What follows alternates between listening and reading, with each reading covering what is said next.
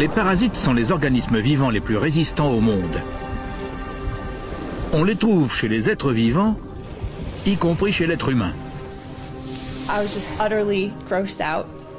J'ai ressenti un profond dégoût, de la peur et un grand choc, comme si j'avais engendré un monstre. Ils font tout pour passer inaperçus, mais parfois ils apparaissent au grand jour. 15, 25, 30, 45, presque 60 cm de ce parasite s'étaient fixés sur les parois de mes intestins. Ce sont de véritables destructeurs. J'ai parfois pensé que le mieux serait d'arracher ma peau à l'aide d'une râpe à fromage ou d'une paille de fer. Les parasites peuvent frapper là où ça fait le plus mal. Toutes les histoires de ce documentaire sont des histoires vraies. Elles vont vous horrifier. Un conseil, asseyez-vous, relaxez-vous et préparez-vous à être dévoré de l'intérieur.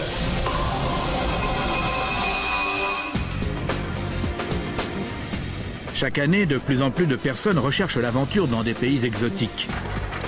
La plupart d'entre eux rentrent avec de bons souvenirs, mais d'autres passent les pires vacances de leur vie. Sophie Sherman est du genre aventurière.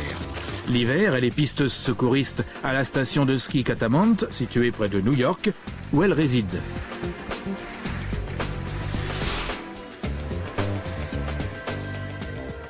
Salut, je m'appelle Sophia et je suis pisteuse secouriste. Quand Sophia ne vient pas en aide aux gens sur la piste, elle est kinésithérapeute.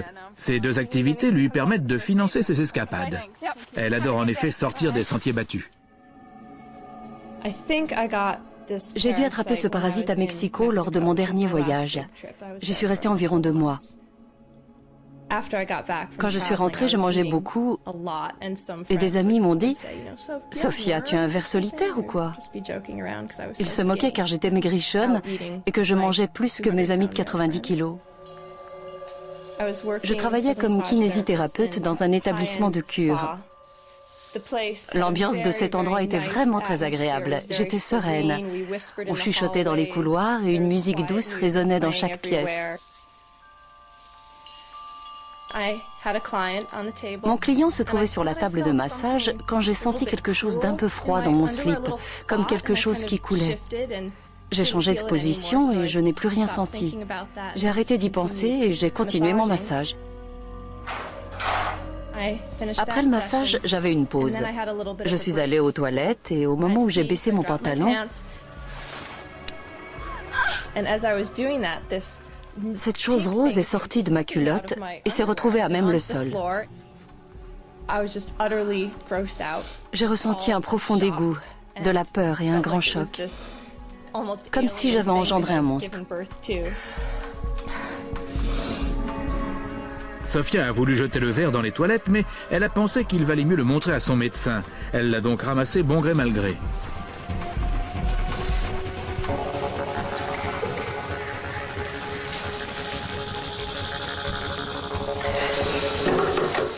J'avais peur. C'était un vendredi et j'étais occupée jusqu'à 20h. Et je savais que je ne pourrais pas voir un médecin ce soir-là. J'ignorais même si je parviendrais à en joindre un le week-end. Mais je devais me reprendre et retourner voir mon patient.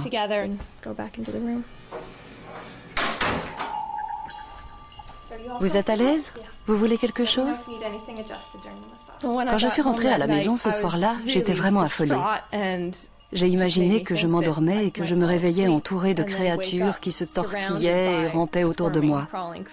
Mon verre mesurait plus de 20 cm. Quelle taille pourrait bien atteindre les autres? Le lundi suivant, on a identifié son ver comme étant un ascaris. Il faisait juste partie des nombreux parasites que ses intestins hébergeaient depuis 3 ans. Ces vers ronds prélevaient une part de tout ce qu'elle absorbait. Et tout cela parce que durant son voyage à Mexico, Sophia avait mangé de la nourriture contaminée par de minuscules œufs d'ascaris. L'un de ces petits œufs contient une minuscule larve de ver microscopique. Quand il parvient à l'estomac, l'acide gastrique attaque l'œuf. Les petits vers rampent vers les poumons, où ils grandissent un peu plus. On les recrache en toussant et on les avale de nouveau. Ils s'installent alors dans l'intestin où ils atteignent des tailles énormes.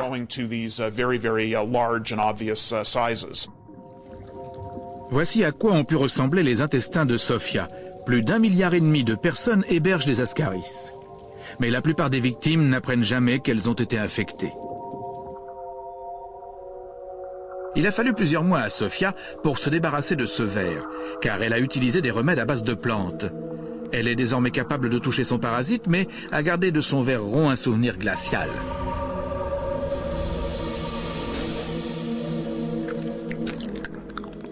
Les ascaris ne sont pas les seuls à pénétrer dans notre organisme par la nourriture. Amateurs de sushi, soyez attentifs.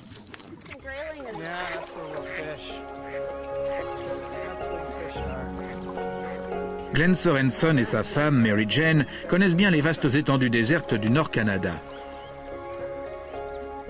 Glenn est professeur à l'université. Il a donc pu passer ses longues vacances d'été à y faire du canoë. On en était à la moitié d'un périple qui devait durer 6 semaines.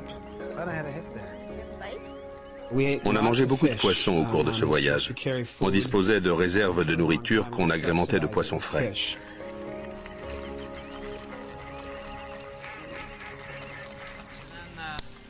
Ce soir-là, le couple installe son campement et fait un feu pour faire cuire le poisson frais pêché dans la journée.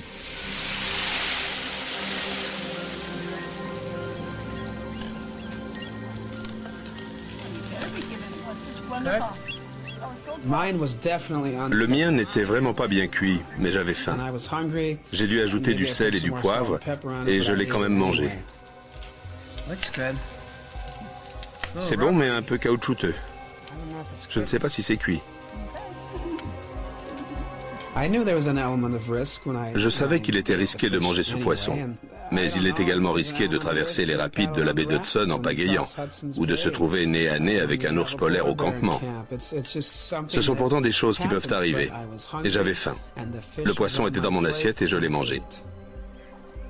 Les 2 semaines suivantes se sont déroulées sans incident.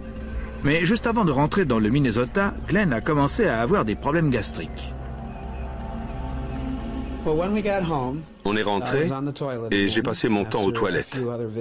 Et j'ai dit, j'ai quelque chose de bizarre ici. J'ai touché mon derrière et j'ai senti quelque chose qui pendait. Mon Dieu, qu'est-ce que j'ai fait? Mary Jane, viens vite, j'ai un problème. Que se passe-t-il? Je ne sais pas ce que c'est, ça vient de mes intestins et ça bouge. Le poisson cru que Glenn a mangé au cours de son voyage contenait un minuscule cysticerque qui s'est logé dans ses intestins, où il s'est développé pour devenir un ver solitaire, le plus grand de tous les parasites. Ce qui est fascinant chez le ténia, c'est qu'il pénètre dans votre corps anneau par anneau. Les vers solitaires s'allongent juste en ajoutant de nouveaux anneaux à leur extrémité. Les ténias peuvent ainsi mesurer jusqu'à 15 mètres de long, voire plus. Dans le corps de Glenn, le ténia a vite grandi, en absorbant à travers sa grande surface plate les nutriments que Glenn ingérait. Quand on a compris qu'il s'agissait d'un ténia, on a voulu le déloger. J'ai donc commencé à le sortir de mon corps à la main, petit à petit. J'en ai sorti 15, 25, 30, 45, presque 60 cm. Et je me suis dit que j'en étais venu à bout. Il était accroché aux parois de mon intestin. Ma femme est allée chercher des ciseaux. Tu peux tirer? Je ne peux plus. Et elle l'a coupé avec ses ciseaux. Je ne sais pas trop comment il a pu faire, mais ce qui restait du ténia s'est replié en moi et a survécu. Là, j'ai vraiment eu la trouille. On n'arrive pas à se débarrasser du ténia si on n'élimine pas sa tête. Même s'il perd tous ses anneaux parce que la personne a pris un traitement, si on n'élimine pas la tête du ténia, elle continuera à générer d'autres anneaux. Après un court traitement à base de médicaments, le ténia de Glenn a été éradiqué. La tête comme le reste.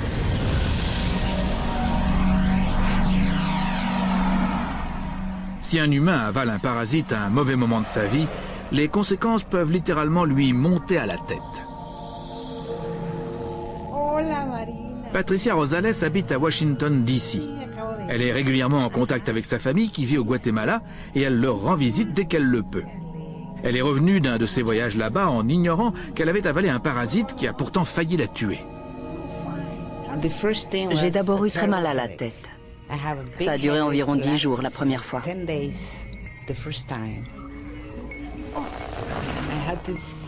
J'avais un bourdonnement dans la tête. J'avais du mal à parler Et j'avais l'impression que ma tête allait exploser.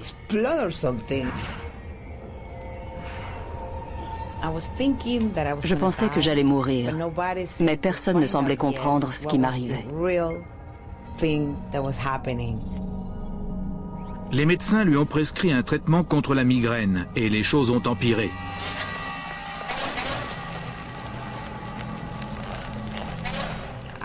Je voyais de nombreuses lumières devant mes yeux, une véritable pluie de lumière au niveau de cet œil. C'est devenu critique. Patricia a commencé à avoir des crises. J'ai senti un picotement sur mon pouce pendant 2 ou 3 secondes. Puis la crise est arrivée. Mes yeux se sont révulsés et j'ai commencé à baver.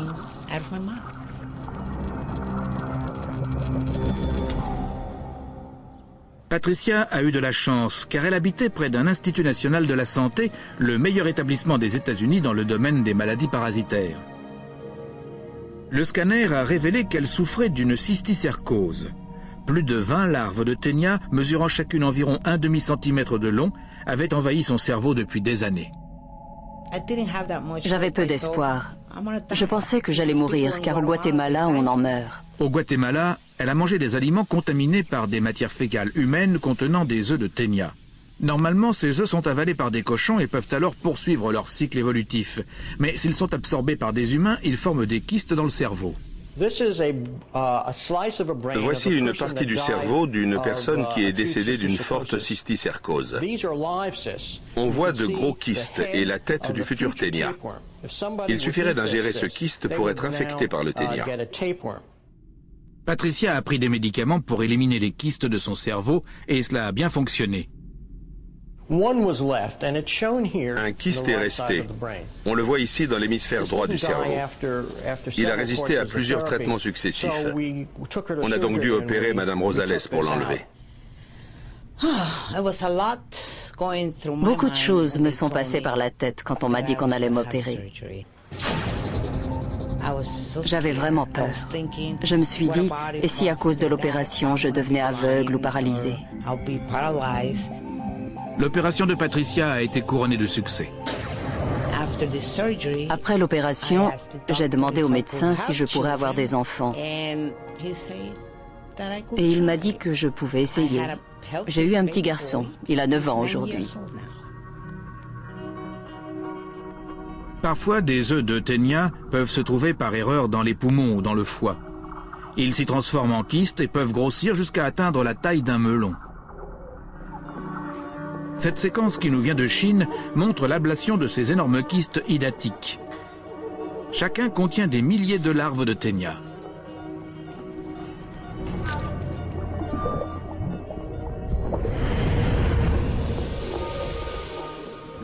Ces gros vers sont repoussants, mais ils présentent peu de danger. Ce sont souvent les parasites microscopiques qui s'avèrent mortels pour les hommes, y compris pour les plus résistants d'entre eux.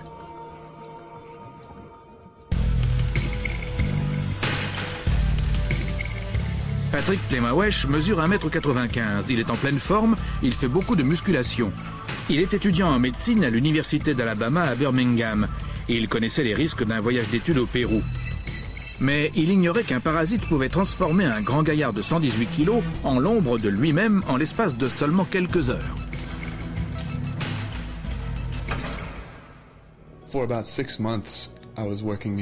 Pendant 6 mois, j'ai travaillé dans le parc national de Manu, dans le sud-est du Pérou, avec la tribu d'Indiens Machicuenca, sur un projet de classification de la forêt tropicale. Je rassemblais des échantillons de plantes. On a dîné, puis on est rentré dans nos tentes. J'étais allongé dans ma tente et j'étais sur le point de m'endormir. En fait, je dormais même à point fermé. Quand un renvoi m'a réveillé en sursaut. J'ai compris ce qui m'arrivait car j'avais des nausées. Je savais qu'il fallait que je sorte de la tente aussi vite que possible. Les renvois, un des symptômes de la maladie de Patrick, ne représentaient qu'un avant-goût de ce qui allait lui arriver. Je suis sorti du campement aussi vite que je pouvais et j'ai commencé à me vider.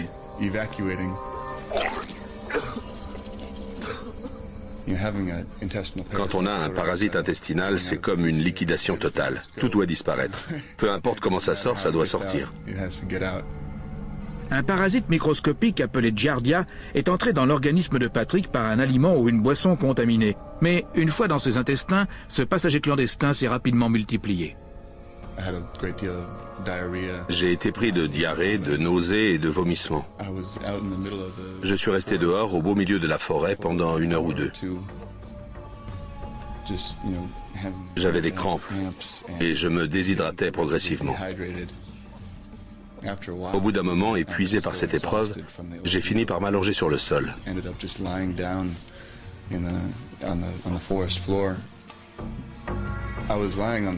Je n'ai jamais été dans un pire état qu'à cet instant précis.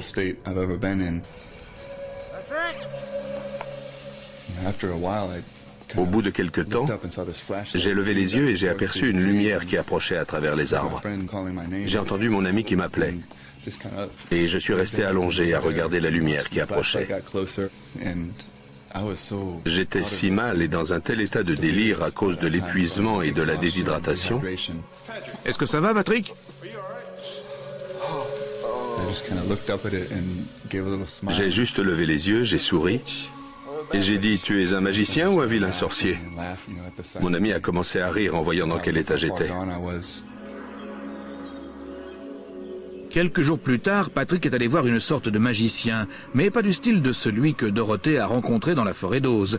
Un chaman a procédé à une cérémonie de guérison pour l'étudiant en médecine encore souffrant.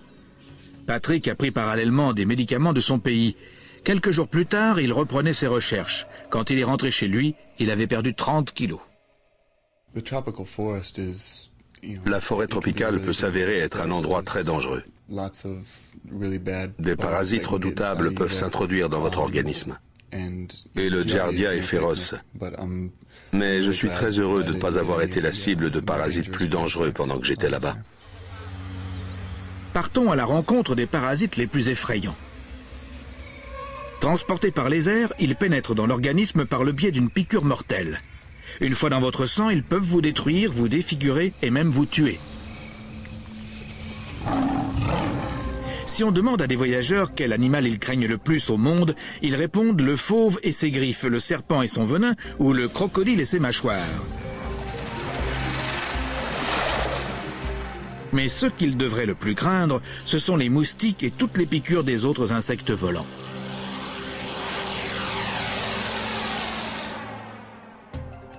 Stan Schumann travaillait pour une organisation américaine en Afrique de l'Ouest. On lui avait parlé du danger des parasites. À son retour en Arizona, tout semblait aller pour le mieux. 3 ans plus tard, il a découvert qu'il en était tout autrement. Le ver est apparu alors qu'on regardait un match du championnat national de baseball en octobre 1991. Ce qui est drôle, c'est que j'hébergeais ce soir-là mon ami Will Connors, qui avait fait de l'humanitaire avec moi en Afrique. Il passait en effet ses vacances dans le Tucson. On était en train de boire une bière en regardant le baseball, quand tout à coup, j'ai remarqué que j'avais quelque chose dans l'œil.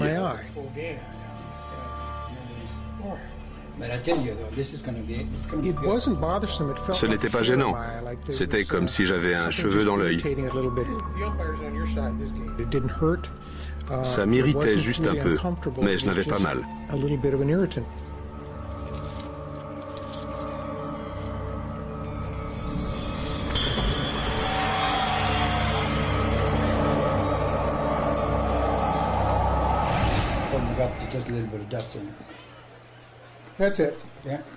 C'est la fin de la manche. Je vais aller voir ce que j'ai dans l'œil. J'ai aperçu quelque chose. Je me suis approché. Mon Dieu. J'ai abaissé ma paupière et je me suis rapproché encore du miroir. Will, viens voir. Et là, horreur, j'ai vu un ver de 8 cm qui rampait sur mon œil. Bonjour, je voudrais parler au docteur Valk. Grâce à la formation qu'il avait suivie en Afrique, Stan savait qu'il s'agissait de ce qu'on appelle communément l'oa-loa. Il savait aussi qu'il devait consulter un médecin rapidement. Après tant d'années, son corps regorgeait de ces vers. La filaire Loa Loa se transmet aux humains par des tans du genre chrysops que l'on trouve en Afrique. Les filaires mènent une vie très intéressante. Elles migrent sans cesse. Elles peuvent progresser à 2-5 cm par heure sous la peau. Le patient les remarque généralement quand elles passent juste sous la cornée et traversent l'œil. Stan s'est vite rendu compte que la filaire se déplaçait. J'ai sauté dans ma voiture et je suis allé aux urgences. Je sentais que le ver traversait mon œil et je lui disais dans mon subconscient « Ne bouge pas, je veux que tu restes jusqu'à ce qu'on puisse te montrer au médecin et t'identifier. » Malheureusement, quand je suis arrivé aux urgences et que j'ai pu voir un médecin, la filaire Loa Loa avait complètement disparu de mon œil. Des examens ont montré que l'organisme de Stan était infesté de parasites. Au bout de 10 ans, les médicaments en ont finalement eu raison.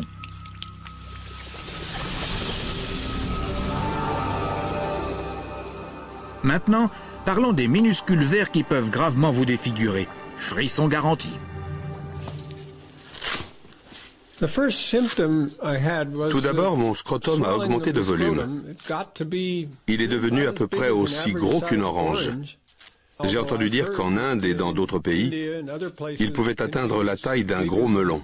On raconte même des histoires dans lesquelles des gens se baladeraient avec leur scrotum dans une brouette. Spécialiste de la Chine, Bill Doob se rendait régulièrement en Extrême-Orient. Il s'y est fait piquer par des moustiques. Certains lui ont injecté des parasites microscopiques.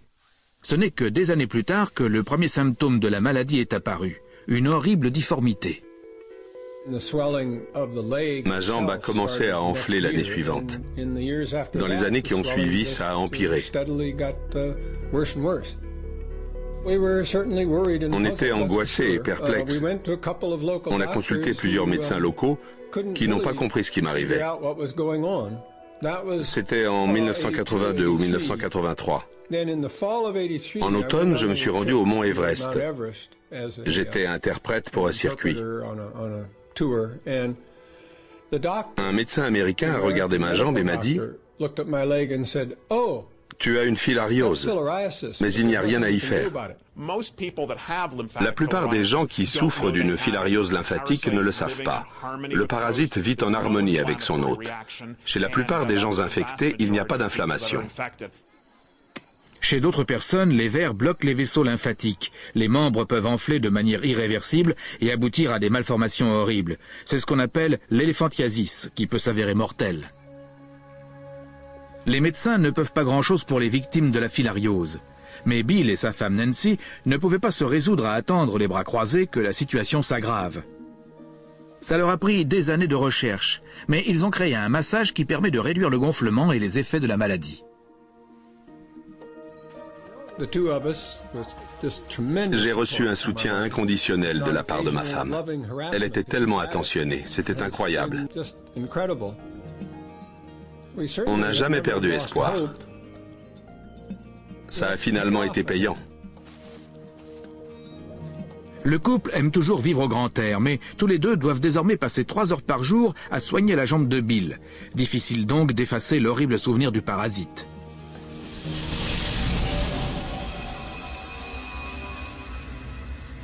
Quand les moustiques attaquent. Mes amis ont vu le parasite du paludisme envahir mon corps. Et ils savaient qu'il y avait 70% de risque que j'en meure. Le moustique est un prédateur parasitaire des plus puissants. Allons à la rencontre du monstre microscopique à l'origine du paludisme. Transmis par une piqûre de moustique, il a causé la mort de la moitié des gens qui ont vécu sur Terre. Henry Trumpington est avocat à Londres. En automne, il est parti en vacances en Gambie, dans l'Afrique de l'Ouest.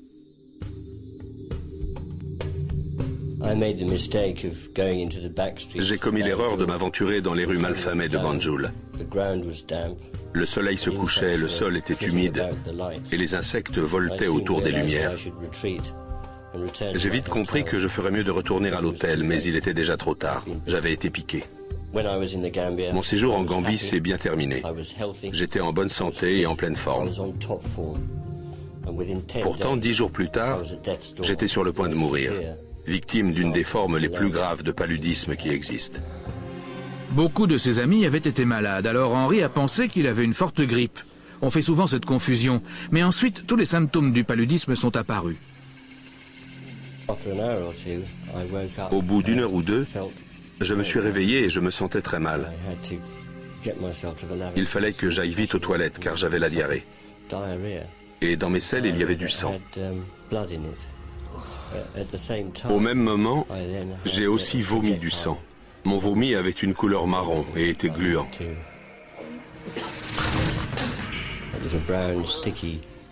Ça ressemblait à une crème au chocolat. J'ai alors compris que ce n'était pas un coup de froid ou une grippe. Quelques heures plus tard, on l'emmenait aux urgences.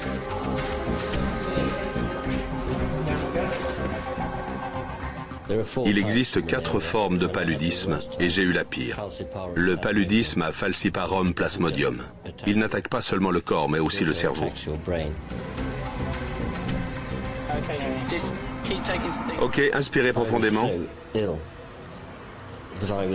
J'étais si mal que je suis resté inconscient la plupart du temps, à tel point que je ne me suis pas rendu compte de mon état. Mais mes amis ont vu le parasite du paludisme envahir mon corps, et ils savaient qu'il y avait 70% de risque que j'en meure. Henry a finalement été transporté à l'unité des soins intensifs de l'hôpital des maladies tropicales de Londres. Il a été soigné par une équipe médicale de pointe, la plus compétente dans le traitement du paludisme.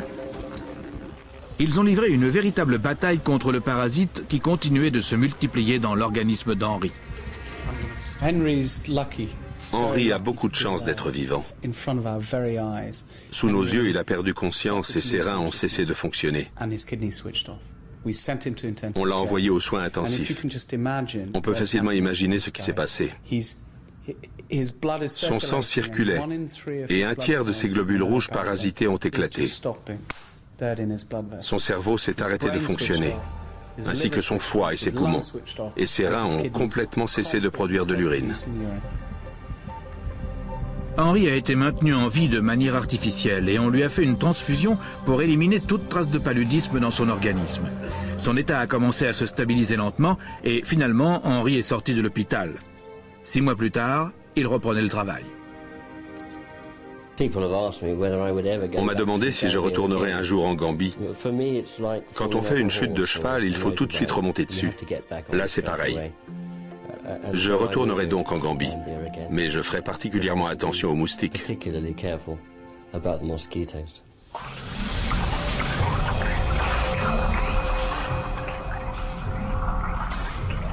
Et voici les parasites qui creusent littéralement.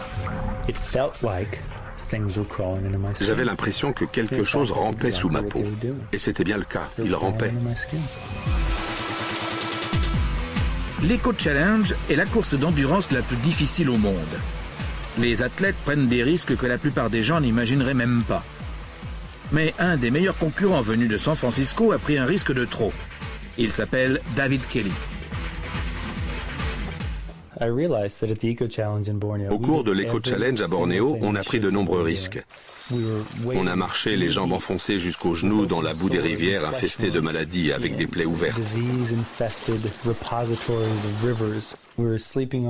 On a dormi sur des plages couvertes de crottes d'éléphants et de rhinocéros. Mais on participait à une course et notre but était d'arriver à la fin aussi vite que possible. Ce n'est que pendant le vol retour de Bornéo vers les États-Unis que j'ai été pris de démangeaisons insupportables. Le vol durait 24 heures avec escale. J'ai cru devenir fou. À mon arrivée à 3 heures du matin, je suis allé aux urgences. Là-bas, ils m'ont dit que j'avais une sorte de dermatite. Ils n'en étaient pas sûrs, mais ça me grattait terriblement. Alors ils m'ont donné une crème anti-démangeaison. Le lendemain de mon retour, les démangeaisons se sont intensifiées. Je me suis rendu dans toutes les pharmacies à 25 km à la ronde. J'espérais y trouver quelque chose qui, même si ça ne stoppait pas les démangeaisons, m'aiderait au moins à dormir. Ça me démangeait, je me grattais et je me griffais devant tout le monde. Ça me rendait fou. Et à ce moment-là, j'ai compris que je devais avoir une forme d'urticaire tropicale. Mais je ne pensais pas que des vers rampaient sous ma peau. Mes jours se confondaient avec mes nuits. La nuit, alors que j'aurais dû dormir, je m'agitais comme un poisson hors de l'eau. Quand je m'allongeais sur le côté droit ou quand la température changeait, j'avais l'impression que le phénomène s'aggravait, comme si ça poussait des milliers de petites choses à ramper sous ma peau.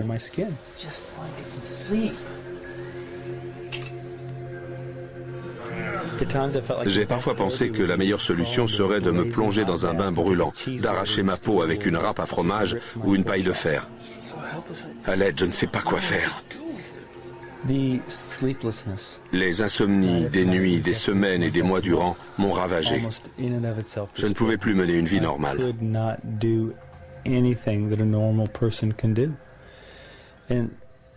Ça a failli me tuer. Un jour, je rentrais à la maison. J'étais à 800 mètres de chez moi.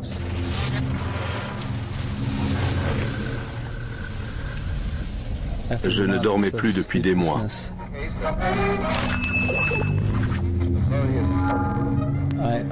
Et je suis sorti de la route. Heureusement, mon pare-choc a heurté un énorme cactus. C'est probablement ce qui m'a sauvé.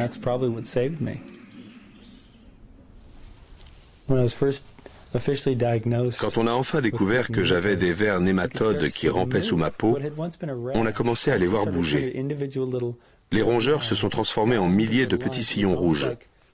Ça ressemblait à des varices qui se déplaçaient. J'avais l'impression que des choses rampaient sous ma peau et c'était bien le cas. Les vers nématodes rampants sont des ankylostomes minuscules. À Bornéo, ils se sont réfugiés sous sa peau par erreur, pensant qu'il s'agissait d'un autre animal. Une fois dans l'organisme d'un être humain, ils errent sans but dans tout le corps, créant des ravages. Pour me débarrasser de ces parasites, on a dû m'intoxiquer. J'ai pris l'équivalent de pesticides. J'ai ingéré ce poison et certains vers ont commencé à avancer de 7 à 10 cm par jour. C'était comme un jeu. J'aurais payé cher pour savoir quelle vitesse ils ont fini par atteindre. Ils se sont brusquement excités, ils couraient comme des animaux enragés sous l'effet du pesticide. Je pouvais les imaginer se tordre de douleur, gémir et se replier en position fétale, et enfin mourir douloureusement. En tout cas, c'est ce que j'espérais profondément. Quelques mois plus tard, David était débarrassé de ses nématodes rampants, mais les parasites n'avaient pas fini de le hanter. Bornéo m'a laissé de profondes cicatrices. Mais je ne peux pas m'empêcher de voyager et de découvrir les merveilles qui peuplent notre monde. Désormais, j'y réfléchirai à 2 fois. Mais je suis bien décidé à continuer à explorer les moindres recoins de la planète, même s'ils sont infestés de parasites et autres petits démons locaux.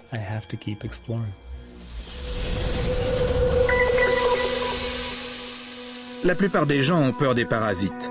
Certains sont fascinés par eux-mêmes quand ils sont un petit peu trop proches à leur goût. Chaque soir, on se rendait dans les forêts du Costa Rica pour chercher des grenouilles à filmer.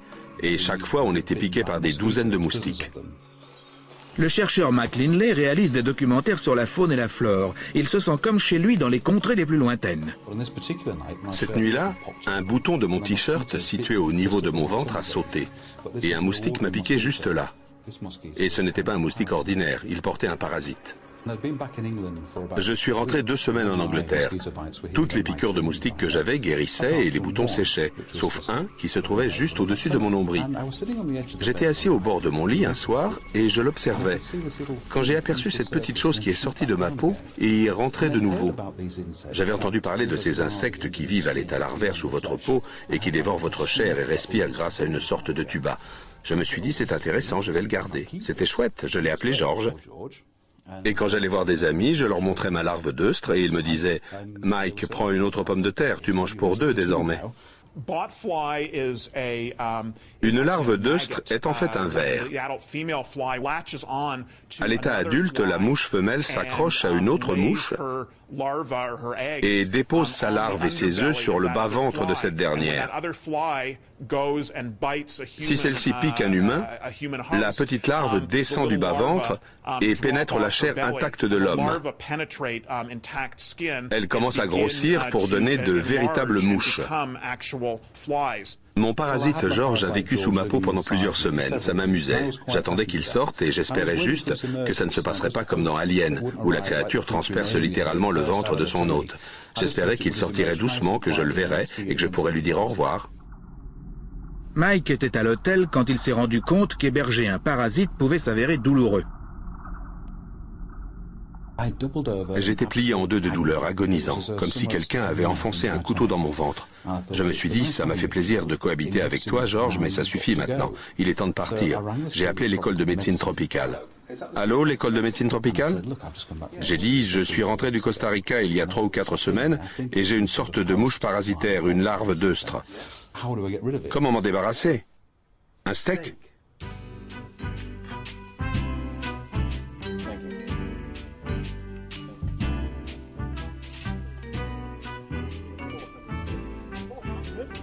Je devais appliquer un steak cru sur mon ventre pendant plusieurs heures.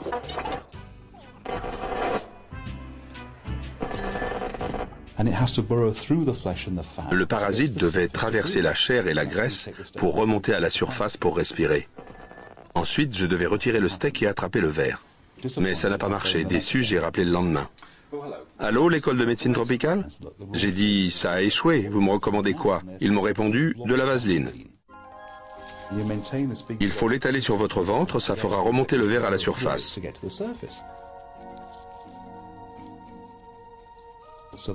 Nouvel échec. Du vernis à ongles. J'ai passé des heures à appliquer du vernis à ongles sur mon ventre.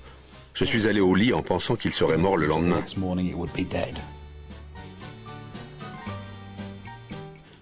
Mais à mon réveil, j'ai enlevé les couches de vernis à ongles et j'ai senti qu'il bougeait toujours. Mike n'avait pas d'autre solution que de se faire opérer pour enlever la larve.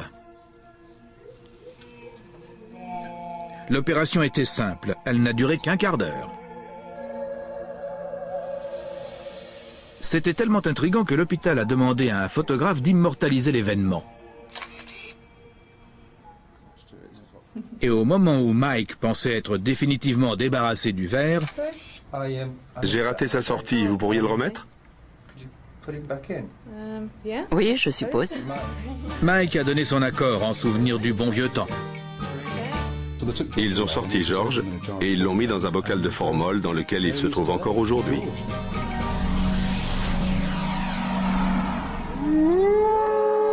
Le royaume des animaux a toujours fourmillé de mythes et de légendes. Bigfoot, le Yeti et le monstre du Loch Ness ont nourri notre imaginaire. Le monde des parasites possède lui aussi sa propre légende. Beaucoup de gens pensent que c'est une légende, mais ce n'en est pas une, ça m'est réellement arrivé. Le candirou est un poisson parasitaire qui vient du bassin de l'Amazone au Brésil. Il se nourrit du sang d'un autre poisson. Le poisson-chat libère une traînée d'urine et d'ammoniac qui s'échappe de ses branchies. Le candirou détecte cette odeur et suit sa trace. Ensuite, le parasite utilise ses épines pour s'accrocher sur le poisson et s'abreuver de son sang. Silvio Barbosa habite au bord de l'Amazone. Cet après-midi-là, il était au mauvais endroit, au mauvais moment. Un poisson candirou s'est trompé de cible.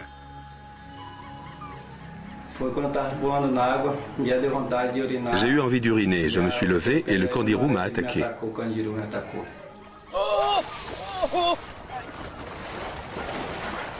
Pour les gens qui vivent au bord de l'Amazone, le candirou relève de la légende. On l'appelle communément le poisson zizi.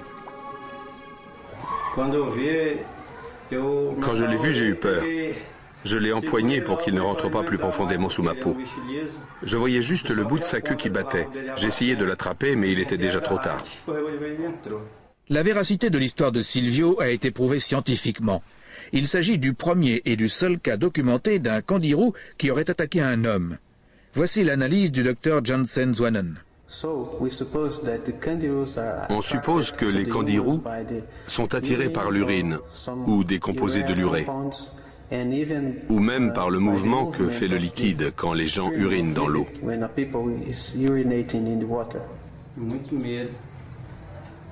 J'ai eu très peur, car le kangourou mord. Quand il pénètre en vous, il dévore tout sur son passage. Il mange toutes sortes de viandes. C'est un poisson carnivore. Un seul médecin s'est montré prêt à examiner ces déclarations. Un chirurgien urogénital, le docteur Anwar Zamad. Au Brésil, la célèbre légende du kangourou raconte qu'il est capable d'entrer dans un pénis ou un vagin.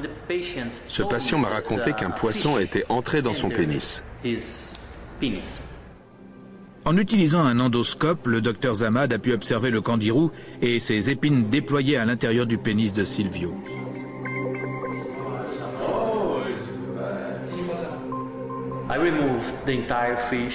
J'ai enlevé tout le silure. Il mesurait 15 cm de long et environ 1 cm de large.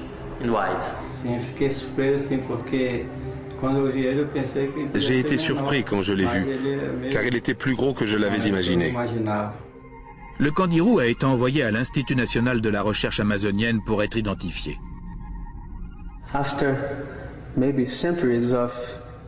Après des siècles d'histoire racontant les attaques de kangourous, nous avons désormais la preuve de leur existence.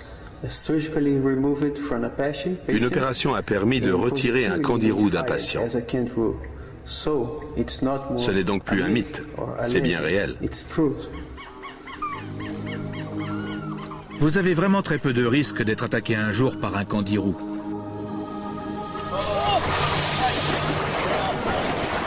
En revanche, on trouve des parasites chez la moitié des hommes vivant sur Terre.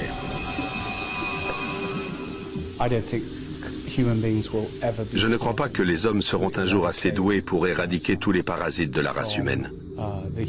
Il y a plusieurs raisons à cela. Les parasites sont très intelligents. Ils existent depuis plus longtemps que nous. Et quand on arrive à avoir raison de certains, ils réapparaissent sous une autre forme. Ils ont su résister à nos médicaments puissants et au progrès scientifique des 50 dernières années. Nul doute qu'ils ne disparaîtront pas de sitôt. Plus on voyage, plus on augmente les risques d'être victime d'un parasite. Soyez donc prudents ou vous pourriez bien être dévoré de l'intérieur.